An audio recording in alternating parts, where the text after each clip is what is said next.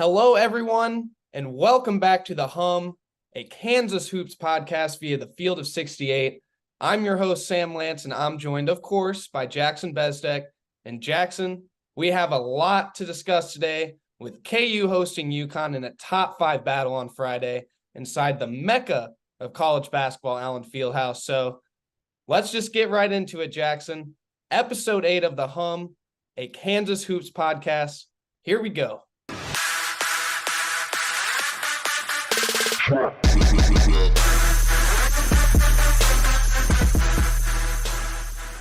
As you guys know by now, we've partnered with BetMGM Sportsbook for this college basketball season. We're going to be using BetMGM lines to make all of our picks and predictions throughout the college basketball season. And we are going to have special offers for you, the listeners and the viewers on the Field of 68 each and every week during the season. If you haven't signed up with BetMGM yet, use the bonus code FIELD1500 and you will get up to a $1,500 first bet offer on your first wager on BetMGM Sportsbook. Here's what you got to do. Download the BetMGM app. Sign up using the bonus code FIELD1500. Deposit at least $10 and place your first wager on any game. You will receive up to $1,500 in bonus bets if that bet loses. Just make sure you use the bonus code FIELD1500 when you sign up. And remember, BetMGM is now available under one wallet in select states. As a New Jersey resident, this is super convenient for me when I have to go cover games in New York or Philly. When cross the state borders, just log into your existing account instead of having to create new accounts in each state that you go to. And most importantly, I got to let you know, we do have some fun stuff coming up for this college basketball season. Bet insurance tokens, college hoops odds boosts, my personal favorite, parlay odds boosts. So download the BetMGM app today. Well, Jackson, what a freaking college basketball game we were blessed with on Friday. We kind of expected this coming in, but it came right down to the wire. Ultimately, Kansas holds on to beat UConn 69-65 in the battle of the previous national champions. Just what a game, Jackson. We'll talk about what we saw on the court, but how about that crowd last night? It was awesome. It was everything that you expect Allen Fieldhouse to bring. I love how after every big game, everyone says, that's the best crowd I've ever experienced. Last night might have been, but that's just the magic of Allen Fieldhouse, that you can literally say that about 10 or 15 games over the past decade or so. And man, just this in December is so freaking awesome. Bill said it after the game. The fact that while college football is dominating right now, that you can get a college basketball game on a Friday night while the Pac-12 championship game's going on, still the entire country was, paying attention and tuned into this matchup. Yeah, I mean, the students showed up absolutely big time in this game. There ended up being 130 total camping groups. I talked a little bit to KU camping leadership, and they said the most they had is around 100 or so. Yeah, there was 105, I think, for the first Mizzou game back. So this crushed it. Usually KU camping groups are kind of in that 50 to 75 range. So right, absolutely insane student turnout. And at 4:30, and this is like right before final roll call happens, there were already students lining up in general admission line. 3.5 hours before. This line was going all the way to Naismith Drive. Like absurd. I don't even know if those students were able to get in. They probably didn't, man. Probably the back 200 of them probably didn't even make it in. It was so unreal. Like there are just so many camping groups that, yeah, they literally probably did not get into the game, but still the dedication of the Kansas fans really showed out. I don't know about you, Jackson, but this personally really grinded my gears. There was no decibel meter pregame. They didn't show it. Not only have we been asking for it, like begging pretty much, but I don't remember a big game where they didn't throw it out there. Not even like under 8 timeout, under 12 timeout. Just never the whole game. It was bizarre. Yeah, they didn't show it. So unfortunately, we have no idea. Didn't get to see if we broke the decibel record. I would guarantee you that at points in that game that it was above 130.4. Oh yeah. Because dude, like that crowd was absolutely insane. I'll just go through a few quotes here from players and coaches. Hunter Dickinson said it was something that he's never experienced. Fog Allen, it's just different. And he said there's a reason why Coach Self has so many wins in Allen Fieldhouse and so few losses. I mean, pretty true right there. Yeah. Self, he said on the radio after the game, excuse me, that this was probably the best atmosphere that Allen Fieldhouse has ever had. I personally, since I have been here on this campus, I've never seen anything like that. And Sue Bird, the old Husky, was in the locker room apparently after the game, and she even said she's never seen anything like it. So, man, that building last night was different, Jackson. It was different. It was nuts. I mean, if I'm thinking back in our time here, I think the only thing I could think of would be the double overtime game against Tech and the overtime game against Texas on senior night, both in the Natty season. Those are the only two games I can think of that could rival last night. And that was just in spurts. That was just in spurts, right? Like Ochai's shot or the end of the overtime period against Texas. Last night was for 4.5 hours, essentially. Like it was an all-day deal. KJ said that it was the most engaged he's seen the Allen crowd for 40 minutes. Bill Self said that, there's places that can rival, kind of the noise of Allen, but there is no place in America that can do it for 40 minutes like Allen Fieldhouse did it last night. Dan Hurley even said in post-game that the environment really knocked UConn on their heels. I mean, it doesn't get better than that for a home court advantage. And our buddy Joe Arruda, who we talked to last podcast, I text him and he said his ears were still ringing a little bit this morning. So I'm glad he got the full experience. He said he wanted the full experience and he got that and a little extra. He got the full experience, but of course that Allen Fieldhouse energy was a big reason why Kansas got on that killer start. I mean, both teams kind of started the game with some misses, but first points come from Kevin McCullough, kind of posting up Tristan Newton there. I think from the very beginning, Kevin McCullough was trying to tell Tristan Newton, like, hey, you're smaller than me. I agree. I'm going to post you up this game. And I don't know if you saw Jackson on the broadcast, but being there is very, very clear that they were talking mega smack to each other. It was pretty evident, like not even 2 minutes in, they were already jawing. Like Kevin hits that first shot and it was go time from then on. And it did not stop. And they played physical the whole game. Kevin really made that statement early that he was kind of going to play physical the whole game. But really what kind of got KU going, what really got Allen Fieldhouse popping is you had that DeJuan Harris steal, the run out, Dickinson with the layup. And at that point, Allen Fieldhouse was in a frenzy. And Dan Hurley calls timeout, and you literally could not even hear that he had called timeout in Allen Fieldhouse. Like Cam Spencer was still running down the court, like seconds after the timeout was called. Then you had Hunter Dickinson hyping up the crowd. I mean, dude, it was absolute insanity. And then coming out of the timeout, you get another Kevin McCullough layup, and then Hunter Dickinson makes that three to give KU a 10-0 run and bring them to 16-5 lead over UConn. That start, Jackson, was electric.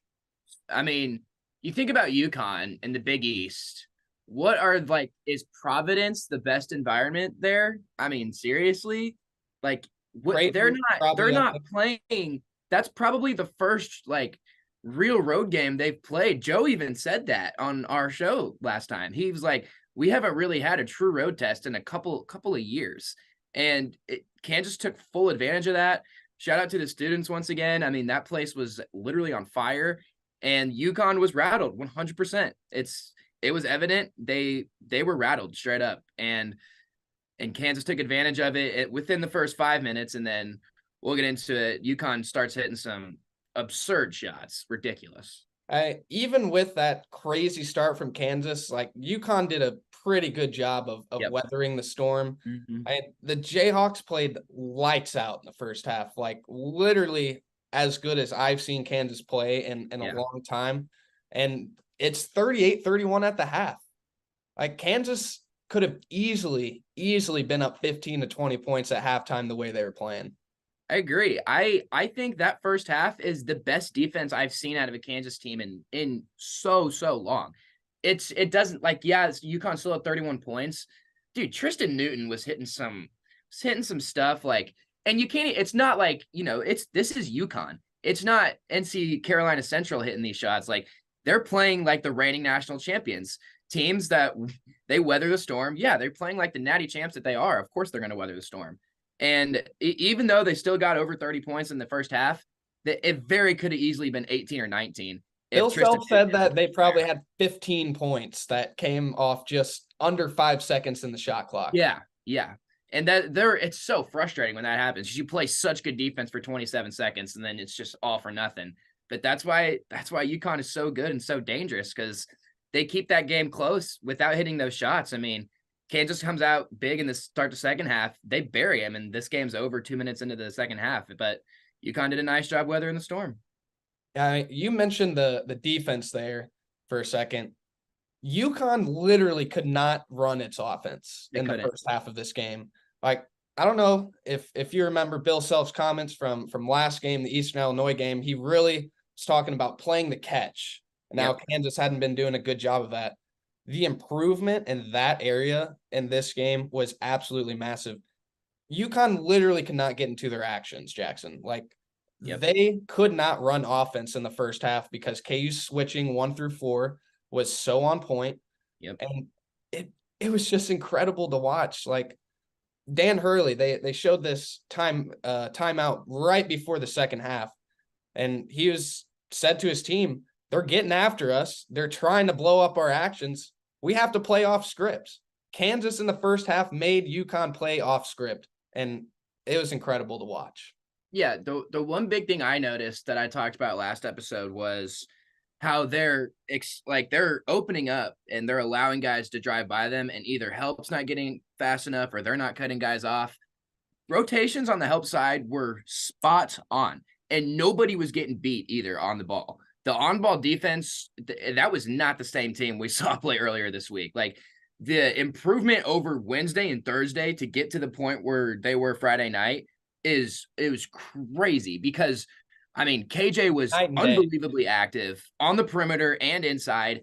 Dickinson was moving faster than he had been all season. That's the best he's guarded ball screens all year.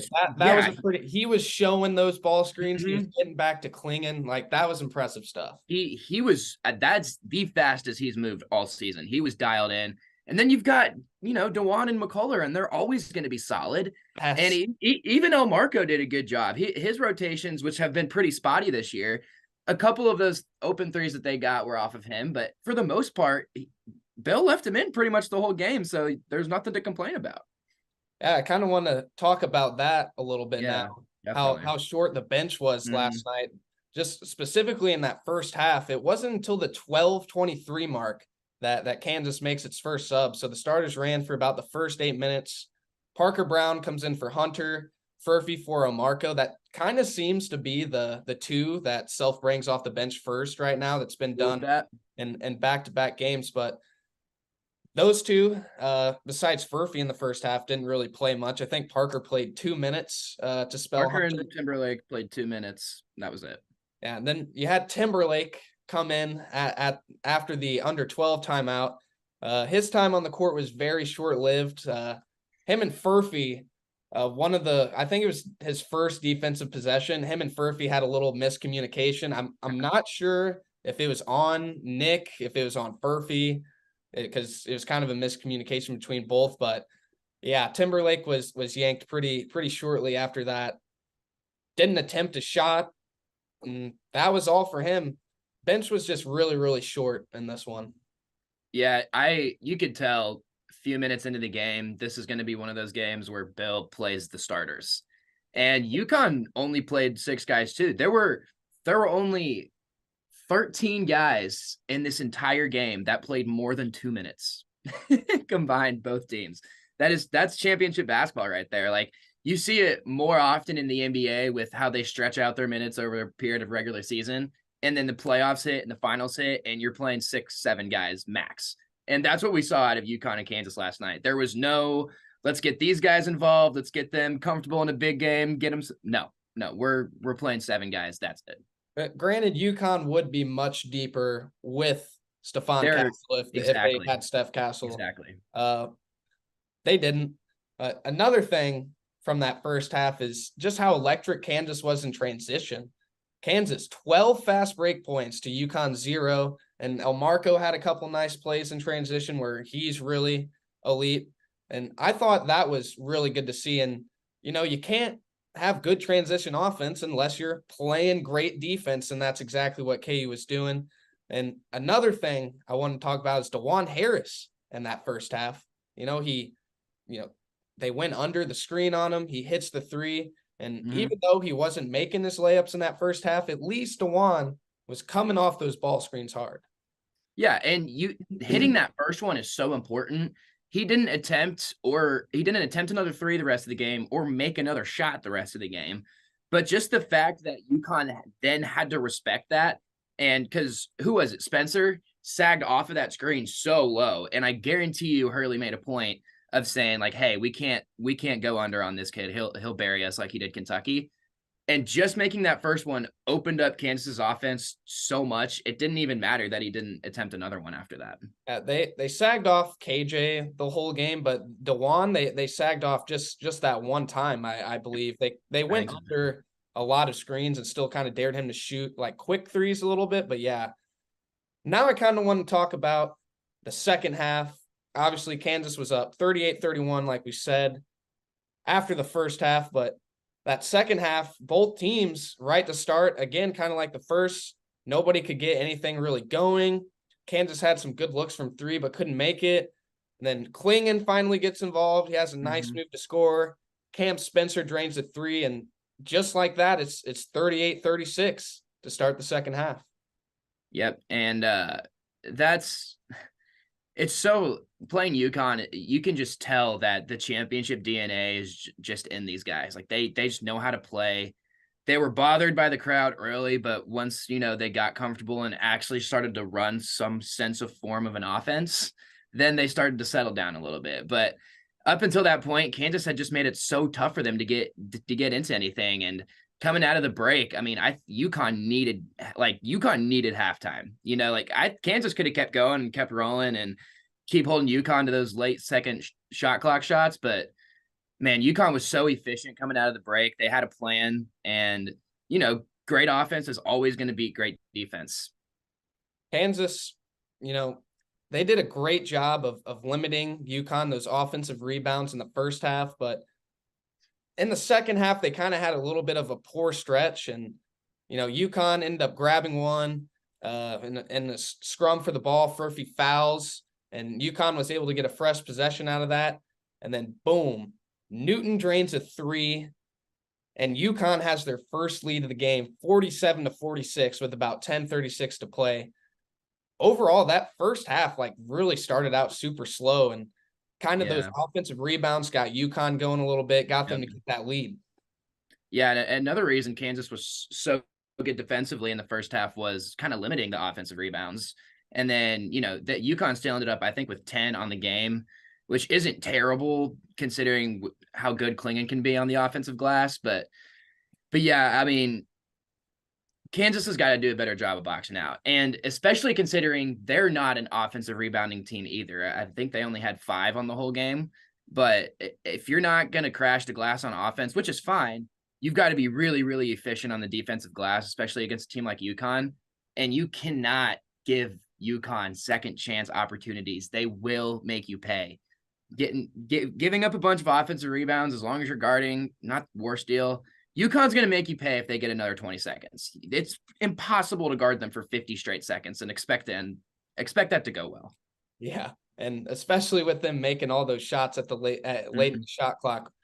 So Kansas, they finally are down in this one, and Newton stays hot. He hits another 3, his most open look of the game, because KJ kind of left him open, helping out down low. Which was like, how do you leave him open in that that spot. That's crazy. He's the that only guy that's really that 3-pointer that Newton hit to make it 50-47 gave him 26 points and 6 threes. Newton did not make another three after that. He did not make another three after that. So that was pretty big. But UConn gets another basket, and next thing you know, it's a 10-1 run over 4 minutes, and UConn was showing some life, and it's a 54-50 game at the under 8 timeout. I remember being in the stadium and being like, oh no, like it's gonna get away from us. Like this is it right here. Nope. Not happening. Kansas goes on an 11-0 run over the next 4 minutes after that under 8 timeout. Kevin McCullough hits 2 huge threes. Dickinson hits a big three. And then suddenly Allen Fieldhouse is in absolute frenzy. On my rewatch last night, after that Hunter Dickinson three, I'm not kidding, the camera was shaking. Yeah, it was shaking the entire time. It was. Another guy who hit a big three, Johnny Furphy, knocked down a big one in the corner. And he had to McCullough, dude, those were tough shots. His jumper is funny, right? It's kind of, there's a little hitch in it. He releases it really, really high. But those two shots, if he doesn't have the release point that he doesn't, like DeJuan doesn't get those shots off, right? I don't think El Marco gets those shots off because they kind of shoot from their chest. Kevin is literally releasing the ball behind his head, it seems like. And it kind of on, when you rewatch it on a replay too, he literally brings it behind his head. But those were purer than pure. And that's such a big moment. We talked about it last time when Dickinson is not scoring at a high rate, which he really wasn't last night. He only finished with 14 or 15. But when he's not dominant inside, who do we need to go to? It's got to be Kevin McCullough. And he answered every question I had about him last night, to be honest with you. Yeah, so Kansas, obviously, they take the lead back from UConn, and then things down the stretch kind of got a little close again. UConn ends up making it a 63-60 ball game, and then they kind of go to that 1-3-1 to slow down KU's offense. That didn't work out so well. Kevin McCullough again, bang, 3-pointer in the corner. And you think that seals the game, right? You know, KU's up now 66-60. I did think that sealed the game. No. Newton makes a play from beyond the 3-point line. Kevin McCullough fouls him. Newton makes 3 free throws. Next thing you know, it's a 3-point game with 50 seconds left. Then El Marco throws the ball away, makes a huge mistake. Everybody's like, oh no, like, it's happening. We had the game, and now we're going to lose it again. But what does El Marco Jackson do after making what Bill Self said was the worst offensive play of the year? He comes back and makes the best defensive play of the year. Diarra, wide open layup. El Marco strips it, hits off Diarra, Kansas ball. And from there, it was over. KJ Adams, gets fouled, drills a couple. UConn actually ends up making a shot really quick at the end to make it 67-65. DeJuan Harris with 16.8 seconds left. This is both free throws. And just so you know, I'm blaming that on Jay Billis because I went back and watched the broadcast, and he was like, I don't think there's anybody that Kansas, anybody else at Kansas wants on the line right now. DeJuan Harris has been such a winner for Bill. Of course, he misses both right after that. That's on you, Jay Billis. I'm just saying. Yeah, I agree. Even with those 2 misses, Cam Spencer misses his final look at the basket. KJ is fouled with 2.4 seconds left, makes the 2 free throws. Final score 69-65 Kansas. KJ obviously super emotional after the buzzer with the passing of his mother and really playing for her that night. But man, what a game, Jackson. And down the stretch, Kansas made so many just great plays. Yeah, shout out KJ, man. I mean, what a incredible performance. Everything he's dealing with. I mean, if he wasn't dealing with anything off the court, it would still be an incredible performance. But just to factor everything in, we talked about it last episode, but dude, he's freaking warrior. He's an absolute beast. And I think everyone saw the video of Bill and him after what Bill was saying in the locker room. I don't have to add to that. Coach Self said it perfectly. KJ's that guy. Yeah, KJ Adams played his heart out last night. He played his heart out. He was 4 of 16 from the free throw line before this game, and he hits the free throws to seal the game.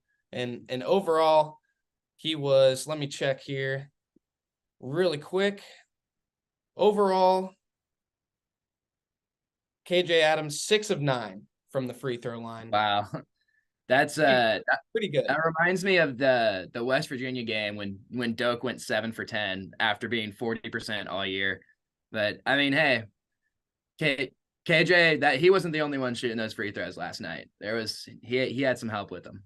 Yeah, and of course KJ is right after the game the next morning has to fly to Texas for his mom's service. I mean, it's just absolutely incredible what he's been doing, just wearing his heart on his sleeve for Kansas, still playing through all of this. I mean, it's just awesome. KJ Adams, 18 points, 5 rebounds.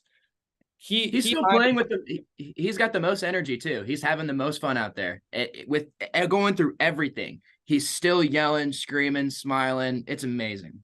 He might have been the best player on the court last night. Like, undoubtedly, the way he was switching those screens, like he was fighting through screens on the defensive end. I think KJ Adams was really the best defensive player for Kansas last night. But again, what a warrior, man. And if you haven't seen that video of Self, go check it out on the Kansas men's basketball Twitter or Instagram. Really, really, really good video. I'm not gonna lie, watched that last night. Was in a little bit of tears, but oh yeah, I had some waterworks. Yeah. Another just absolute dog to talk about now. Kevin McCullough, man. I'm gonna say it. He's a top 10 player in the country right now. He's a top maybe 5 player that I'd want on my team. Just an absolute dog performance. He was the one who got Kansas off to a good scoring start, and he hits the biggest threes of the game in the second half. Going at it with Newton all game, you know, he didn't really slow him down, and I thought that was going to be big for Kansas to kind of slow Newton down after that hot start, but Kevin McCullough with just that alpha mentality. Again, another 20-point game, 21 points, 5 rebounds, 6 of 10 from the field, 3 of 4 from 3, and 6 of 6 perfect from the line. Again, he's a top 10 player in the country, Jackson. He just is. He is. I don't think there's a rebuttal to that. I surely don't have one. I don't know why I've been so skeptical of him all year. It's not that I've been skeptical. It's just I just don't think he's the type of player to continually do this night in, night out, but he is. He 100% is. He wasn't last year. So this is a new this whole thing is I could never have seen this type of consistency putting up these numbers. It's been crazy. And then you have one of the I think UConn's the best team in the country. I think Kansas is now. But, UConn, Marquette, Kansas, Purdue. Kansas. I know Purdue lost last night, but I'm throwing Kentucky in there. You have Kentucky over Purdue. I think I take Purdue over Kentucky. Anyway, either way, UConn's up there. UConn's way up there, and that's the game for Kevin. Like, all right, are you going to step up? Are you gonna be our Jalen Wilson this year heading into conference play? Are you going to have an Ochai Agbaji type run from the 3-point line? He might, dude. He might. I mean, he's been unbelievable. Top 10 in the country.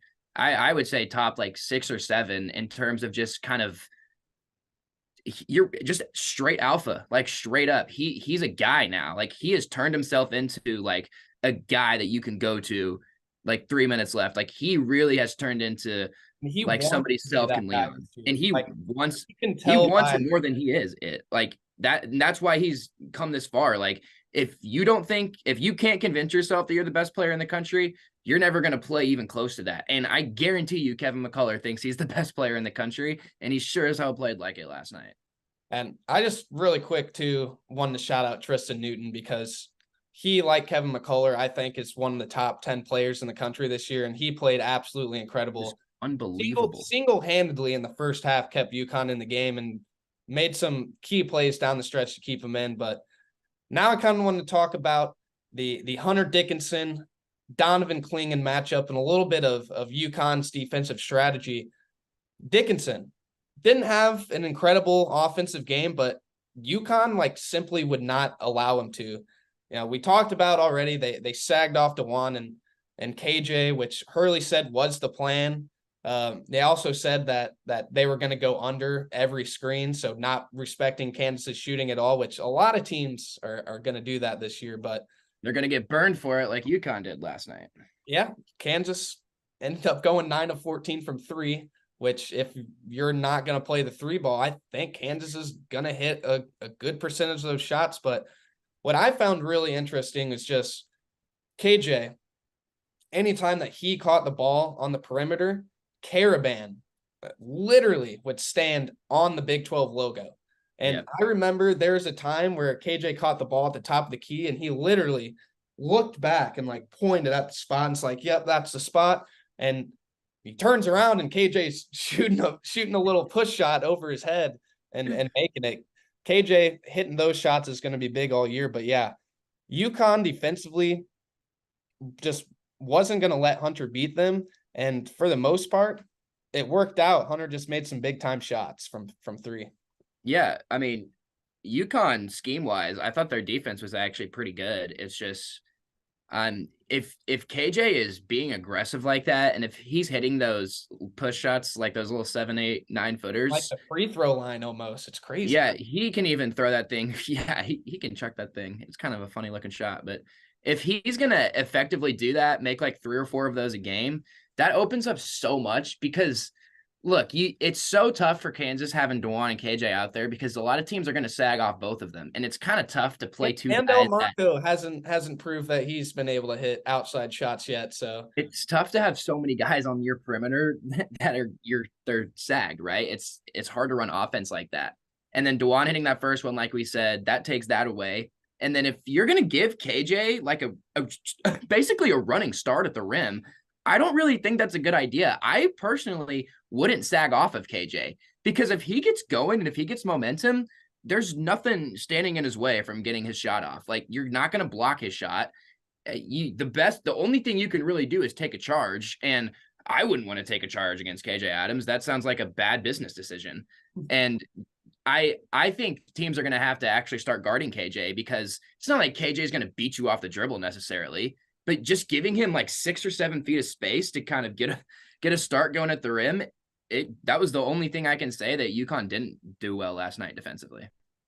Yeah, so they limited Hunter. Obviously, Hunter just 15 points, 9 rebounds, 6 of 12 from the field. The 3 of 4 from three is what made the game for Hunter. And Hunter held Clingan to just 8 points and 3 of 8 shooting. Granted, UConn wasn't even really able to throw it into Clingan that much, and they don't really do that very often. They kind of run their ball screen action to get Clingan the ball, but Kansas, like we talked about, wasn't really having much of that last night. But yeah, I thought it was a very good quality matchup between those two, and they kind of neutralize each other a little bit each, but really, really cool matchup to see. Another thing that I want to talk about now, and Hunter played a big part in this, is Kansas did a phenomenal job on the glass last night, especially compared to getting out rebounded by Eastern Illinois the game before. UConn, we talked about this, they're one of the best rebounding teams in the country. They grab over 40% of their misses. Over 40% of their misses. It's 3rd in the country coming into the Kansas game. UConn was only able to grab 30% of their misses against Kansas, 10 offensive rebounds, and I think it was 33 field goal misses. So Kansas really didn't allow many extra possessions, and that was really huge. Yeah, 100%. We touched on a little bit earlier why they were able to get out to such a good start. The crowd was fired up and they were making good plays on offense, but they were, for the most part, boxing out really well and only limiting UConn to that one shot. And that had to have been a point of emphasis for Bill, not only just because on paper, UConn is just really good at getting offensive rebounds. So obviously you see that and try to neutralize that as an opposing team. But like we said, you can't give UConn second opportunities. And So what? That's way less than 40%, I guess. I'm trying to do the math in my head. But the fact that they only got so many extra possessions, that's why Kansas was able to win 100%. And defensive rebounding leads to offense. And Kansas got a lot of fast break opportunities off of their defense, off of long rebounds, pushing it up the floor. Dickinson has been phenomenal doing that, pushing the ball up off a rebound. Yes. But that was huge, man. Like Kansas, if they controlled the glass, I don't remember what the Bill Self stat is whenever he out rebounds teams, but Bill Self does not lose many games whenever Kansas out rebounds the other team. And that's why you saw why last night. Really big time stuff, rebounding the ball. Elmarco Jackson even had a great rebounding game. He had 4 rebounds. McCullough with 5, KJ with 5, Hunter with 9, DeJuan grabbed a couple. It was a total team effort out there on the glass. Really good stuff to see. And really another thing that was phenomenal to see is just Furphy and Elmarco, the freshman, just kind of stepping up in a big time game. Both of them, I think, played very well. Yeah, for everything we've said about them throughout the season and where they need to get better and where we can improve with their, how we use them, neither of them are going to be scared of a game like this, right? Like Elmarco's played in big games and he's still, like we always say, so kind of new to the sport that, it's still fun for him, right? There's not a whole lot of added pressure on him outside of what he has with his team because he's just going out there and playing basketball. And Johnny Furphy has played against literal professionals for a couple of years now. So like he's played against grown ass men, a game against college kids in his home arena isn't going to bother him. Like having this game, I saw a lot of the UConn fans on Twitter were kind of they were saying Kansas only wins that game at Allen Fieldhouse. Basically, they're just coping because their national championship team just got pounded. But like, they're kind of like, they're not right. But Allen Fieldhouse definitely plays a factor, especially when it comes to your role players. In a game like this, it's important to be at home because guys like Furphy and guys like Elmarco feel way more comfortable. And like vice versa, if this game is at UConn, maybe they don't play as, free and as aggressive defensively because they're not in their home floor. Their fans aren't cheering them on. Like being in Allen Fieldhouse is the most important thing for the role players. I've always said this about Allen Fieldhouse, but you're totally right. I thought defensively, that was one of the best games Furphy's had all year. And same thing with Elmarco, and Furphy was 2 of 3 from 3. Yeah, Furphy was electric, and he was the only person who really like came off the bench for Kansas last night. Furphy ended up with how many minutes did he play? 15 minutes. I don't know why it's not showing me here on the box score, but yeah, I think it was 14. Plays 14 minutes. Nobody else on the Kansas bench played more than 2. Parker and Nick played those 2 minutes. And surprisingly, Jamari McDowell only came in there for that last play against. Yeah. I thought that was pretty interesting. Wonder why that was the case, but luckily for Kansas, no foul trouble, so they really didn't have to play the bench, and I think that was good to see that if Kansas needs to keep the bench short this year, they can do it. I mean, they have guys that have played a lot of college basketball, a lot of minutes, know how to play a lot of minutes, so that was pretty encouraging to see, even though the bench was short, and it's probably going to need to get a little bit more trust in that bench, but yeah, I think this game kind of showed who Bill Self trusts right now, and it's that top 5 and Johnny Furphy. I mean, I really only think you need 7 good guys to win a championship. If you've got, when you go into March Madness, you think about it, you got 2 games in a weekend for 3 weeks straight. Like no one's going to really get like super gassed or tired, especially on a Bill Self coach team. For a Bill Self coach team, if he's got they've been through boot camp. This is nothing. Dude, that's what I'm saying. This is nothing to them. Boot camp is miserable. And if you've got 7 guys who you trust and want to go to and stick to that, dude, like you're going to be just fine, I think, honestly. But right now it's 6. So I still think Kansas needs more from their bench. I mean, you would agree with that. But like you said, if push comes to shove and Kansas needs to play 6, they can win with 6. Yeah, we saw that last night. Kansas. Well, I mean, 69-65 win. What a game. That was probably one of the best college basketball games that I've seen in a long time. Like, just because of the atmosphere, like, honestly, I'm kind of putting that one over the national championship game. Wow. As crazy as that sounds, like, the atmosphere in Allen Fieldhouse last night was that good to make the game just a little bit above that for me. But just having this caliber game in December, college basketball needs more of it. College basketball needs games like this. And Bill Self even mentioned it post game. You got championship football going on this year. Having a big time game like that is the only way to really bring attention to college basketball. And I could see Kansas scheduling a lot of crazy home and homes like this in the future.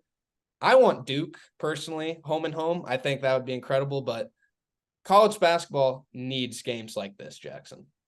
Well, now that Coach K's gone, it's actually on the table to do a home and home with Duke, because he would never want to do that. But so I actually think this is gonna like pick up steam. I really think that we're gonna start scheduling some pretty crazy home and homes, because even this game with UConn wasn't. It's a Big 12 Big East battle, right?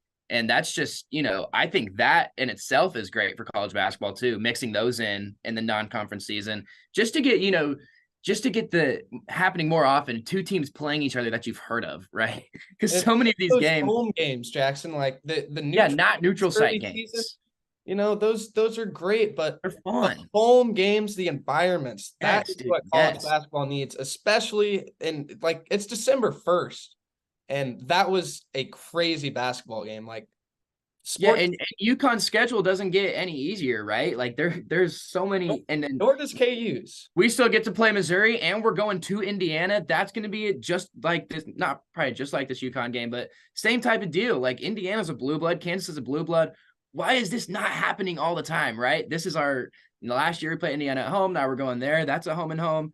That's things like that just got to happen more. I think I want to get Gonzaga up in here for a home and home. Like, dude, let's do it. Let's play everybody. We might as well just play the entire top 25 in non-conference, I think, why not? To get those quad 1 wins, baby. All right, everybody. That is pretty much going to wrap it up for the hum today. Again, crazy game. UConn, Kansas.